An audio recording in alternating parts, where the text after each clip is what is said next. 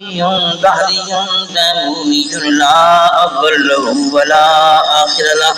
سبحان الله. ونشهد أن سيدنا وسندنا ومدتنا ومعتمدنا غوثنا وغياثنا ومغيثنا وغيثنا عوننا وعياننا ومعيننا وعيننا مطلوبنا ومصحوبنا ومرغوبنا ومحبوبنا آلانا و اولانا مأوانا و ملجانا محمدا عبده ورسوله.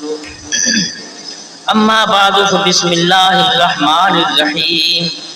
قال النبي صلى الله تعالى عليه وبارك وسلم: لا يؤمن احدكم حتى اكون احب اليه من والده وولده والناس اجمعین. درود شریف. الصلاۃ والسلام علیک یا سیدی یا رسول اللہ. الصلاۃ والسلام علیک یا سیدی یا حبیب اللہ. تعالی جل مجدہ کی حمد و ثنا حضور سید عالم صلی اللہ علیہ وبارک وسلم کی ذات بابرکات پر ہدیہ درود و سلام کے بعد خدا کرے میری اور آپ کی حاضری شرف قبولیت سے نوازی جائے. آمین. اور آج کی یہ محبت بھری محفل ہم سب کے لیے قیامت کے دن نجات کا سامان ثابت ہو. آمین. میں نے اس محبت بھری محفل کی مناسبت سے ایک حدیث پاک پڑھنے کی سعادت حاصل کی ہے. میرے اور آپ کے ایمان و جانوں کے والی کائنات کے شہنشاہ سبحان اللہ ارشاد فرماتے ہیں، مومن کی تعریف فرماتے ہیں کہ مومن کون ہے. آج ہر شخص کہتا ہے کہ ایماندار میں ہوں، وہ نہیں ہے. پورے ملک کے اندر بلکہ پوری دنیا کے اندر یہ ایک مسئلہ چل رہا ہے، میں مومن ہوں وہ نہیں. وہ کہتا ہے تو نہیں میں ہوں. ضرورت تھی کہ مومن کی وضاحت ہو کہ مومن ہوتا کون ہے، اور وضاحت بھی ہو زبان مصطفیٰ سے. سبحان اللہ. بیٹے یہ یاد رکھیں میرے عزیز بیٹے، دنیا بدل سکتی ہے، مشرق مغرب جنوب و شمال میں تبدیلیاں آ سکتی ہیں، زمین و آسمان میں تبدل و تغیر ہو سکتے ہیں، مگر وہ بات جو آمنہ کے لال کی زبان سے نکل جائے نہیں بدل سکتی.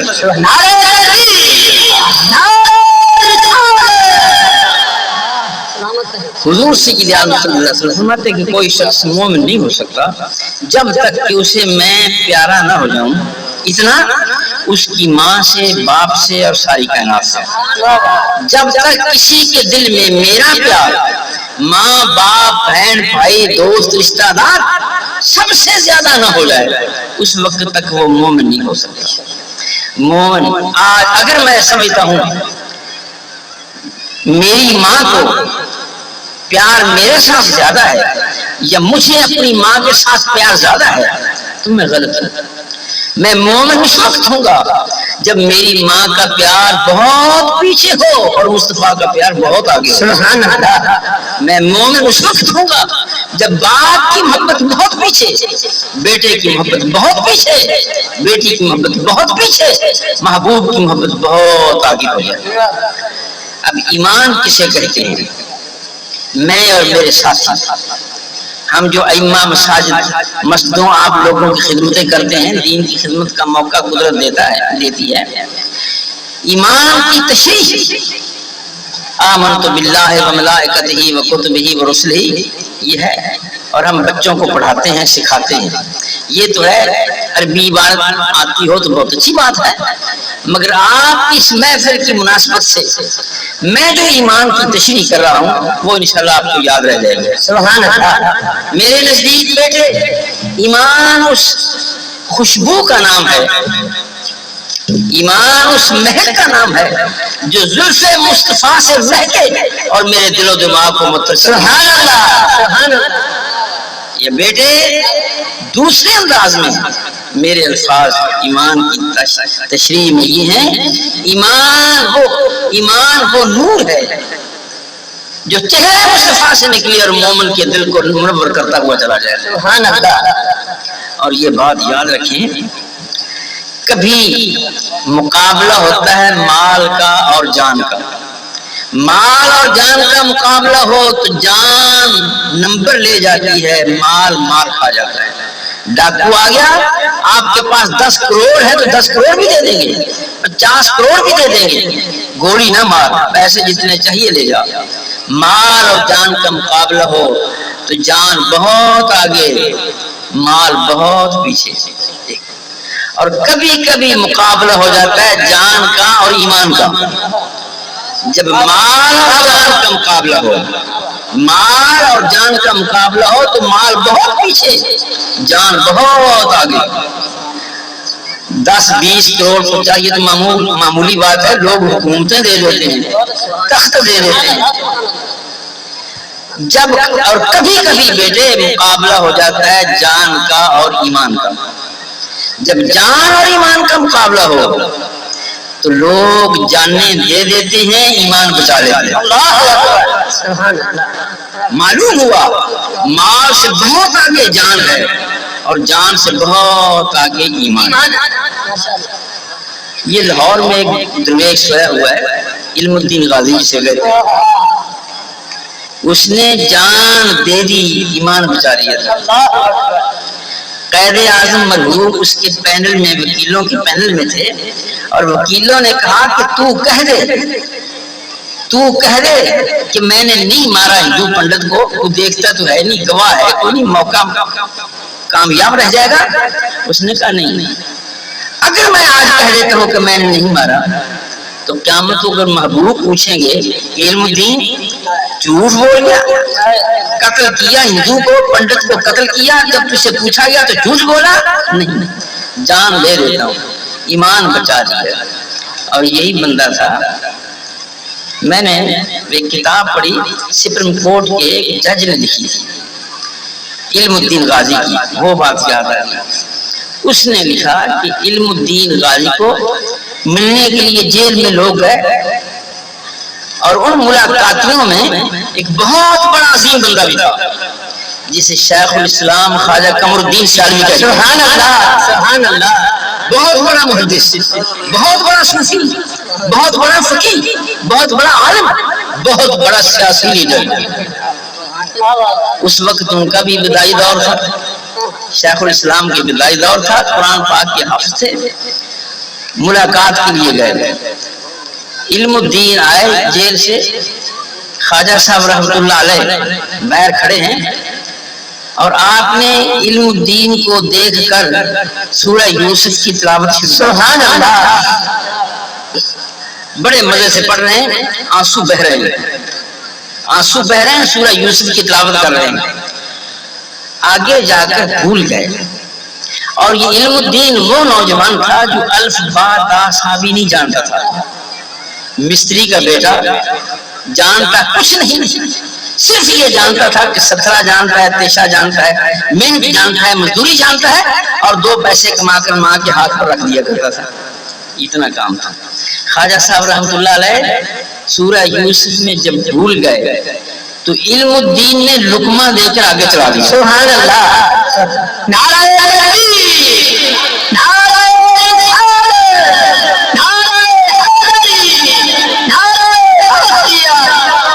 کچھ نہیں پڑا ہوا، کچھ نہیں پڑا ہوا، مگر لقمہ دے رہا ہے شیخ الاسلام کو، لقمہ دے رہا ہے عظیم محدث کو۔ آگے چلے، آگے جا کر پھر خواجہ صاحب رک گئے، پھر علم الدین نے لقمہ دیا۔ یہ بات لکھی ہے اس نے، وہ جج نے جو میں نے پڑھی، اس نے تو اتنا ہی لکھا۔ مجھے پڑھتے ہوئے ایک بات محسوس ہوئی کہ عجیب قصہ ہے، یہ جانتا تو کچھ نہیں تھا، پڑھا ہوا تو کچھ نہیں، مگر لقمے دے رہا ہے شیخ الاسلام کو، یہ معاملہ کیا ہے؟ یا پھر یہ پڑھا ہوگا، حافظ ہوگا قرآن کا، مگر جانتا کچھ نہیں تھا۔ میں نے اس سے ایک بات اخذ کی جو مجھے دل لگی اور یاد آ گئی، وہ سنا رہا ہوں۔ میں نے کہا کہ ٹھیک ہے، کوئی ضروری نہیں کہ ایک آدمی کے پاس 50,000 علوم ہوں، کوئی ضروری نہیں کہ 50,000 علموں والا جو ہے اس کے اندر عشق بھی آ جائے، کوئی ضروری نہیں، کوئی مسئلہ نہیں کہ علم جتنے ہوں، ضروری نہیں ہے کہ وہ عاشقی ہو، ضروری نہیں ہے کہ وہ عاشقی ہو، مگر جب جس دل میں عشق آ جاتا ہے علم لونی بن کر آ جاتا ہے. سبحان اللہ سبحان اللہ. یہ بندہ تھا جس کے دل میں عشق مصطفیٰ تھا. عشق مصطفیٰ تھا اور علم آ رہا ہے. اور یہی بندہ تھا جو لوگ جاننے دیتے ہیں ایمان بچا لیتے ہیں. صبح کو پھانسی تھی، رات کو چودھری محمد حسین سپرڈنٹ تھے جیل کے. وہ ہے کہ میں دیکھوں تو صحیح، علم الدین کو صبح پھانسی ہے، تحریک بڑی زبردست چل رہی ہے، کہیں ایسا نہ ہو کہ مسلمان آئے اور میاں والی کی جیل توڑ کر اسے لے جائے تو پھانسی تو مجھے لگ جائے.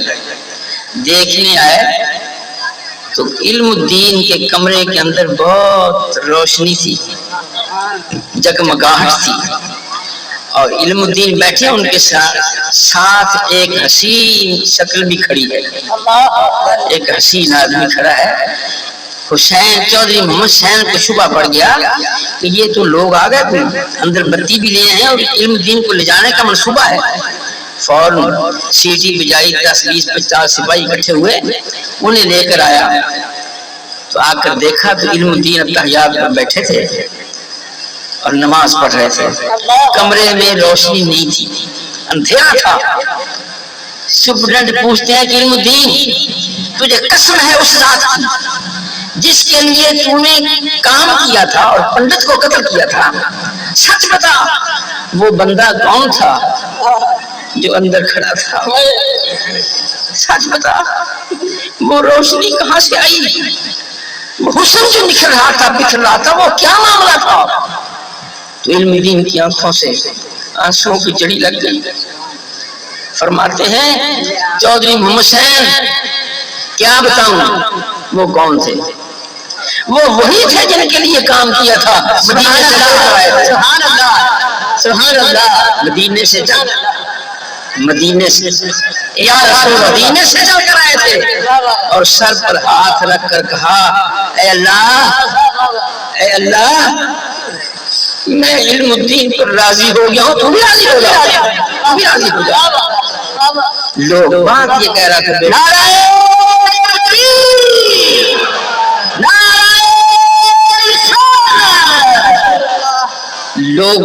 لوگ جاننے دے، یہ لوگ جاننے دے دیتے ہیں، ایمان بچا لیا کرتے ہیں. اور جب یہ پھانسی ہوگی، پھانسی میاں والی میں دفن کر دیے گئے. تحریک چل رہی تھی کہ ہم علم الدین کی لاش کو لاہور لے جائیں گے.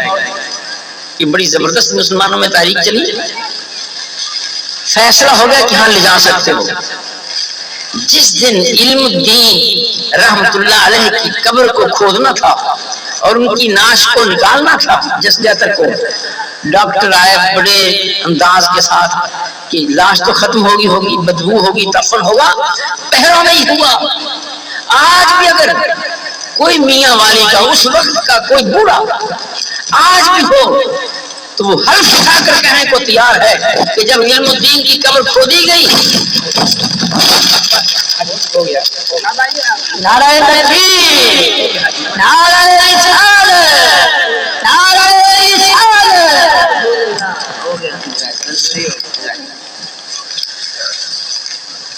علم الدین کی لاش جس جگہ پر نکالا گیا پورا میاں والی مہک گیا تھا. اور مجھے یاد ہے جب ان کی ناش چلی میاں والی سے، جسد اثر چلا، جسد خاکی چلا، لوگ گاڑی کے آگے لائن پر لیٹ جاتے تھے اور گاڑی کو سلام کرتے تھے. جس اسٹیشن پر گاڑی رکی تھی لوگ ڈبوں کو چومتے تھے کہ عاشق مصطفیٰ کی لاش جا رہی ہے. اور مجھے اگلی بات بھی یاد ہے، یہ دور تھا میرے دادا استاد سید دیدار علی شاہ صاحب رحمۃ اللہ علیہ کا. حزب الاناب کے سید احمد صاحب، ان کے والد گرامی سید دیدار علی شاہ صاحب، ان کا دور تھا. وہ حدیث پاک پڑھا رہے تھے، بخاری شریف پڑھی جا رہی ہے. کسی نے آ کر کہا حضرت صاحب علم الدین کی لاش آ گئی ہے، لاہور میں علم الدین آ گئے ہیں، جنازے کا اہتمام ہے، جنازے کا اہتمام ہے. تو فرمایا اچھا بخاری شریف، بخاری شریف بند کر دی، سبق پڑھانا بند کیا اور علم الدین کے جنازے کے ساتھ شاہ صاحب ملے، کیفیت یہ تھی کہ جب آپ نے جنازے پر نگاہ کی تو بے خود ہو گئے، وجد آ گیا، عرض کرتے ہیں اللہ کے محبوب اے گنبد خضرا کی مکین، دیدار علی کو حدیث پڑھاتے ہوئے عرصہ گزر گیا، میرے گھر تو آئے نہیں، علم الدین کے جنازے کے ساتھ جا رہے ہیں۔ سبحان اللہ سبحان اللہ، اللہ اللہ، بات یہ کہہ رہا تھا بیٹے، بات یہ کہہ رہا تھا کہ لوگ جانیں دے دیتے ہیں، ایمان بچا لیا کرتے، ایمان اور جان کا مقابلہ ہو تو جان چلی جاتی ہے، ایمان کو لوگ بچا لیتے ہیں۔ معلوم ہوا ایمان سے بڑھ کر کوئی دولت نہیں، ایمان سے بڑھ کر کوئی دولت نہیں۔ اب میں یہ آپ سے پوچھوں کہ کیا ایمان سے آگے بھی کوئی دولت ہے؟ نہیں، یہ بات جواب جو ہے کہ نہیں، میں اسے نہیں مانتا۔ جان اور مال کا مقابلہ تو مال کھا گیا، جان آگے نکل گئی، جان اور ایمان کا مقابلہ ہوا تو جان مال کھا گئی، ایمان آگے نکل گیا۔ اور بیٹے جب کبھی ایمان کا اور مصطفیٰ کی بات آ جائے، ایمان پیچھے رہ جاتا ہے، مصطفیٰ بہت آگے نکل جاتا ہے، اللہ کے محبوب بہت آگے نکل جاتے ہیں، ایمان بہت پیچھے ہے۔ اب رہی یہ بات کہ ایمان پیچھے کیسے، حضور آگے کیسے چلے جاتے ہیں، تو یہ بات سمجھ یوں آئے گی، ایک شے ہوتی ہے اصل، ایک ہوتی ہے تابع۔ یہ سمجھ اصل اور تابع کی بات یوں سمجھ آئے گی کہ سورج اصل ہے، دھوپ تابع ہے، سورج ہے تو دھوپ ہے، سورج نہیں تو دھوپ بھی نہیں، چاند اصل ہے، چاندنی تابع ہے، چاند ہے تو چاندنی ہے، چاند نہیں ہے تو چاندنی بھی نہیں۔ اگر یہ بات ذہن میں آ گئی ہے کہ اصل ہو تو تابع ہوتا ہے، اصل نہ ہو تو تابع بھی نہیں ہوتا، اگر یہ بات سمجھ آ گئی ہے کہ چاند ہے تو چاندنی ہوگی، تو پھر میرے بیٹے یہ یقین کر لیں محبوب اصل ہیں، حضور اصل ہیں اور ایمان تابع ہے، حضور ہے تو ایمان ہے، حضور ہے تو ایمان ہے۔ حضور معاذ اللہ یہ کوئی عقیدہ رکھے کہ حضور نہیں ہے تو ایمان کہاں رہ گیا، ایمان بھی ختم ہو گیا۔ اصل اور تابع کی بات، اور اسی سے سورج کی بات سے یہ بات بڑی واضح سمجھ آ رہی ہے، جہاں دھوپ ہوگی وہاں آفتاب بھی ہوگا، دھوپ لگی ہوئی ہے تو آفتاب بھی وہاں ہوگا، یہ نہیں ہو سکتا کہ دھوپ ہو اور آفتاب نہ ہو۔ اگر یہ صحیح ہے جہاں چاندنی ہوگی وہاں چاند ہوگا، اگر یہ صحیح ہے کہ جہاں دھوپ ہوگی وہاں آفتاب ہوگا، تو بیٹے پھر یہ بھی صحیح ہے جہاں ایمان ہوگا وہاں مصطفیٰ بھی ہوں گے۔ یہ نہیں ہو سکتا، جیسے یہ نہیں ہو سکتا کہ دھوپ تو ہے مگر سورج نہیں ہے، جیسے یہ نہیں ہو سکتا کہ چاندنی تو ہے مگر چاند نہیں ہے۔ اب یہ اتنی بڑی محفل ہے آپ کی، اب کجوانی میں یہ جو منظر ہے میں دیکھ رہا ہوں، میں کیسے اندھا تو ہوں، کیسے کہہ دوں کہ یہاں ایمان نہیں ہے؟ کون ہے جو کہے گا یہاں ایمان نہیں ہے؟ یہ تو ذرا ذرا ایمان کا توجہ دلا رہا ہے، چمک رہا ایمان کی روشنی ہے۔ اگر ایمان ہے اور یقین ہے تو مانو کہ یہاں مصطفیٰ بھی بیٹے۔ اور اسی سے یہ بات بھی آپ ذہن میں آ جائے گی سورج کی مثال سے، کہ میں یہاں بیٹھ کر کنجوانی میں بیٹھ کر کروڑوں میل سورج کو دیکھ لیتا ہوں، کنجوانی میں بیٹھ کر کروڑوں میل سورج دیکھ لیتا ہوں، آپ بھی دیکھتے ہیں میں بھی دیکھتا ہوں۔ میرے بیٹے اگر یہ صحیح ہے کہ دھوپ میں بیٹھ کر کنجوانی کے اندر دھوپ میں بیٹھ کر کروڑوں میل میں سورج کو دیکھ سکتا ہوں، تو پھر یہ بھی مانے کہ نور میں بیٹھ کر مصطفیٰ کو بھی دیکھا جا سکتا ہے۔ سبحان اللہ سبحان اللہ، اللہ اکبر، یا رسول اللہ۔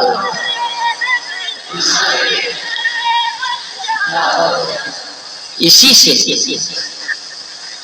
جہاں تک اگر ابو العباس مرسی ہمارے بزرگ گزرے ہیں رضی اللہ تعالیٰ عنہ، وہ فرماتے ہیں لو حجبا انی رسول اللہ طرفت عین واللہ ما عددت نفسی من المسلمین، فرماتے ہیں اللہ کی قسم اگر میری نگاہوں سے ایک لمحہ کے لیے مصطفیٰ جدا ہو جائے تو میں اپنے آپ کو مومن شمار کرتا ہی نہیں۔ معلوم ہوا اور یہ اگر کروڑوں میل بیٹے آفتاب دیکھا جا سکتا ہے تو مدینہ منورہ تو ہے یہاں سے 6,500-7,000 کلومیٹر، اس سے زیادہ نہیں ہے۔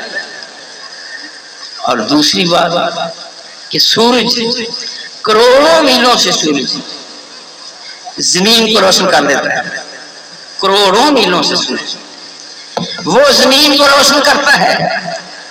بیٹے اگر یہ میرے سمجھ میں آتی بات کہ سورج کروڑوں میلوں سے زمین کے اندر سبزی پیدا کرتا ہے، زمین کے اندر روشنی پیدا کرتا ہے، زمین میں جگمگاتا ہے، تو مانو کہ آفتاب نبوت مدینہ سے بیٹھا ہوا میرے دل کو بھی پاک صاف کر۔ سبحان اللہ، سبحان اللہ۔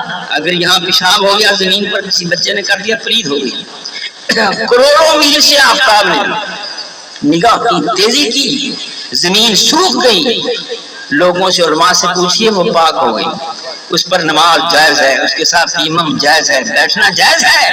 بیٹے کروڑوں میلوں سے سورج گندی زمین کو پاک کر سکتا ہے تو مدینے کا تاجدار تیرے گندے دل کو بھی پاک صاف کر سکتا ہے۔ سبحان اللہ، سبحان اللہ، سبحان اللہ۔ ایک بات ہو سکتا ہے کیا میں سے کوئی کہے کہ جیٹھ ہاڑ گرمیاں آ رہی ہیں، جیٹھ ہاڑ میں تو سورج کو نہیں دیکھا جا سکتا، تو اس کا بھی حل ہے۔ جیٹھ ہاڑ واقعی شدت کی مئی جون جولائی میں سورج کو دیکھنا مشکل ہے، آنکھیں خراب ہونے کا خطرہ ہے، مگر کجوانی کے کسی اینک کی دکان سے آپ ٹھنڈی اینک لے لیں، ٹھنڈی اینک لگا لیں، کروڑوں میل دور سورج کو ٹک ٹکی باندھ کر دیکھ سکتے ہیں کہ یہ گول ہے، مثلث ہے، مخمس ہے، مسدس ہے، مربع ہے۔ یہ بات میرے ذہن میں تھی کہ ایسا ہوتا رہتا ہے۔ میں پیدا ہوا، میرے پیدا ہونے سے پہلے میرے رب نے کروڑوں نعمتیں میرے لیے پیدا کر دی۔ ہوا ہے، چاند ہے، سورج ہے، ماں باپ کا پیار ہے، ماں کی چھاتیوں میں دودھ ہے، سب کچھ ہے۔ بڑا ہوا تو احساس ہوا کہ میں نے خدا کا کیا تو کچھ نہیں تھا، میرے پیدا ہونے سے پہلے لاکھوں نعمتیں اس نے بنا دی ہیں، دیکھو تو صحیح خدا ہے کیسا۔ مجھے ٹھرک پیدا ہو گیا کہ خدا دیکھنے، مگر دیکھ نہیں سکتا، اس لیے کہ وہ خالق ہے، میں مخلوق ہوں، وہ قدیم ہے، میں حادث ہوں، وہ باقی ہے، میں فانی ہوں، وہ رہنے والا ہے، میں مرنے والا ہوں۔ دیکھ جی چاہتا تھا کہ دیکھ نہیں سکتا، مگر یہ کنجوانی سے ٹھنڈی اینک کا مسئلہ مجھے پتا تھا کہ ٹھنڈی اینک لگا لوں تو ٹھنڈی اینک کنجوانی سے ٹھنڈی اینک وہ لگاؤں، اور جیٹھ ہاڑ کی دھوپ میں سورج کو جب تک چاہوں دیکھتا رہوں۔ یہ فارمولا میرے علم میں تھا، مجھے پتا تھا، میرے ذہن نے، میرے دل نے، میرے دماغ نے کہا منظور اگر شیشہ، ٹھنڈا شیشہ سے سورج دیکھا جا سکتا ہے تو کوئی تو شیشہ ایسا ہوگا جس سے خدا بھی نظر آ جائے۔ سبحان اللہ، سبحان اللہ۔ کوئی تو شیشہ ہوگا، کہیں سے تو ملے گا۔ پھر مجھے ٹھرک ہو گیا بہر کا چکر لگانے کا، دنیا گھومنے کا، اور وہ کافی رہا ہے بھی۔ ہر سال کئی سالوں سے کئی ملکوں میں جانے کا اتفاق ہو جاتا ہے، مگر یقین جانے مجھے کوئی ایسا شیشہ دنیا کے کسی مارکیٹ سے نہ ملا جس سے خدا نظر آئے۔ فرانس ہے، جاپان ہے، جرمن ہے، کینیڈا ہے، امریکہ ہے، ناروے ہے، انگلینڈ ہے، بہت سے ملک دیکھے، مگر کسی بڑی سے بڑی مارکیٹ سے ایسا شیشہ نظر نہ آیا جس کے لگانے سے خدا نظر آ جائے، نہ آیا۔ مگر میری دھن کامل تھی، عقیدہ مضبوط تھا، ٹھڑک پکی تھی، ذوق مکمل تھا۔ میرا عقیدہ تھا کہ چلو تلاش کرو، اتنی زندگی گزر گئی ہے، کبھی تو مل ہی جائے گا۔ یہ ہو نہیں سکتا کہ ایسا شیشہ نہ ہو کہ جس سے خدا نظر آئے، کہیں سے مل جائے گا۔ میرا مقدر اچھا تھا بیٹے، تیرا بخت اچھا تھا، میرا بخت اچھا تھا، تیری قسمت اچھی تھی، میری قسمت اچھی تھی۔ وہ شیشہ جس سے خدا نظر آتا ہے وہ مدینے کی گلیوں سے مل جاتا ہے۔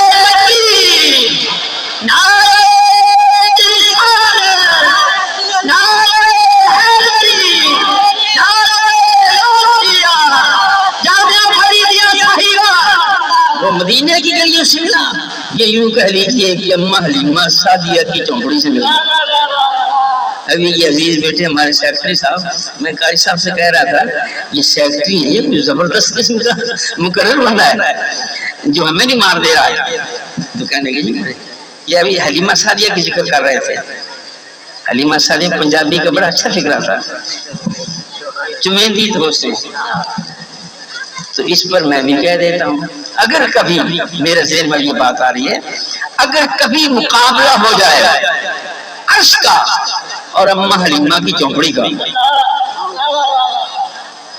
کبھی عرش کا مقابلہ ہو جائے اور اماں کی چونپڑی سامنے آ جائے اور عرش بڑھ مارے، عرش بڑھ مارے، بڑھ مارے، بڑھ عرش مارے بڑھ، اور کہا کہ بس بس چپ کر، میں وہ ہوں جس کے سینے پر مصطفیٰ کے قدم آئے تھے۔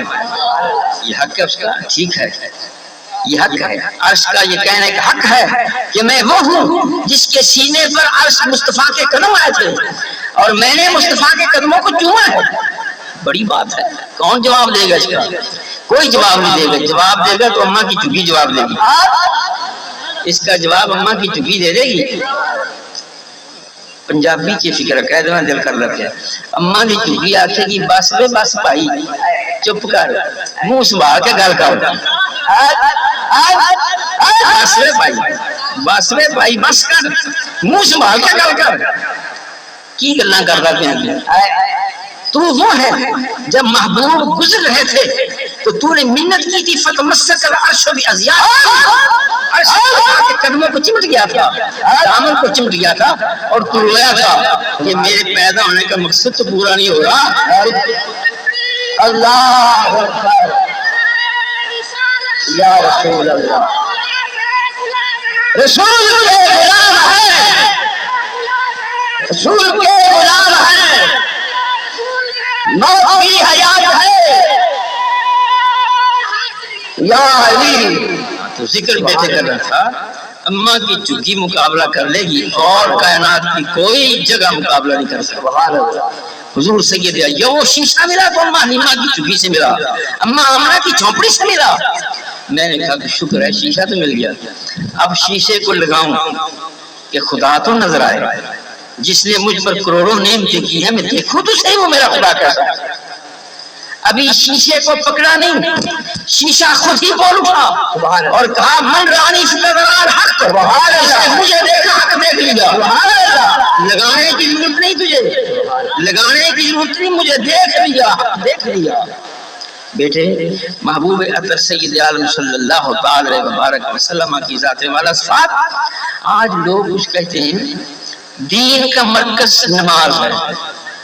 میں بھی سمجھتا ہوں کہ نماز بہت بڑی شے ہے، مگر میں مرکز نہیں مانتا، میں کہتا ہوں دین کے اندر نماز فرض ہے۔ کچھ کہتے ہیں جی کعبہ دین کا مرکز ہے، میں کہتا ہوں دین کا مرکز کعبہ نہیں، حج نہیں، حج فرض ہے۔ زکوٰۃ دین کا مرکز نہیں، زکوٰۃ فرض ہے۔ مرکز کیا ہے؟